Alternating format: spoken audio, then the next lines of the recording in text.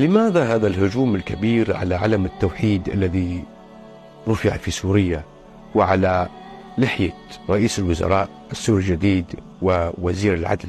راح تنصدم من الجواب.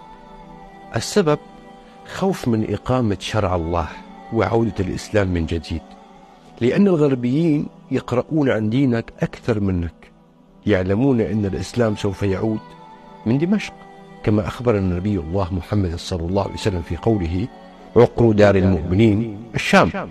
وفي تفسير ابن كثير يقول: تكون الشام آخر الزمان معقلا للإسلام وأهله.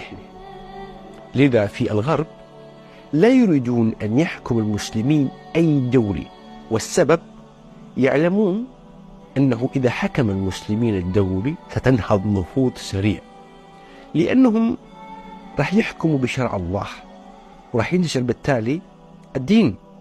وكل الاتفاقيات التي أبرمت لعلمنة الدولة وجعل الدولة علمانية يفصلوا الدين عن الدولة راح تسقط، والمنظمات المأثونية والنسوية ستسقط تباعا معها، لأنها هذه الدولة يحكمها مسلمين حق.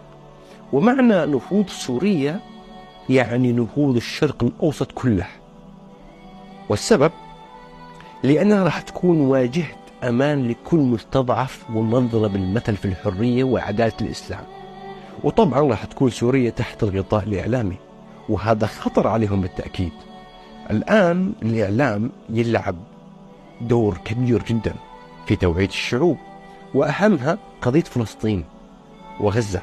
استجلبت تعاطف الشعوب الغربية كلها، وكشفت أكاذيب الغرب إلى أن شعوبهم انتفضوا عليهم. والآن نهض سوريا وعدل المسلمين فيها راح يكون خطر كبير عليهم. راح تنكشف أكاذيبهم عن الإسلام عبر الإعلام.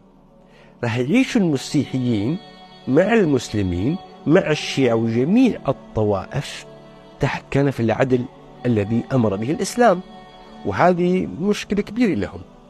الآن تجمع وعاد علماء الأمة والمفكرين والإعلاميين الكبار إلى سوريا، والتجار والأطباء واليد العاملة، وبدأ التدفق والعودة إلى سوريا. إذن في عندنا نهضة، وراح تكون نهضة سريعة وفي أقل من 4 أعوام.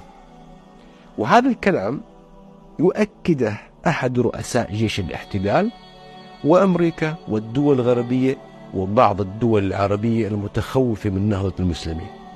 لهذا السبب هاجموا راية التوحيد ورئيس الوزراء الجديد ووزير العدل السوري، وبدأوا بنشر التخويف والرعب منهم. هؤلاء لديهم لحيتهم ترهبهم، لذلك جيشوا هذا الإعلام من الحسابات الوهمية ومنظمات حقوق المرأة والطفل، وبدأت تتعالى الأصوات. رغم أنه في حكم أهل الأسد اغتصبت النساء وقتل الأطفال وقطعت أوصالهم وبيعوا قطع، ولم نسمع أصوات هذه المنظمات التي تتعالى الآن. لماذا؟ السبب الحاكم كان ضد الإسلام، ضد المسلمين. لذا الهجوم رح يكبر أكثر في الأيام القادمة، واللي بيتصدى لهذا الهجوم المدعوم غربيا وعربيا أيضا هم المسلمين، مو بس من سوريا، من كل بلاد المسلمين الموحدين وبين قوسين سنة. لذا وجب توصلوا هذا الكلام لكل مسلم على وجه الأرض. مساهمتك في نشر الوعي والدفاع عن دينك جهاد في سبيل الله تبارك وتعالى.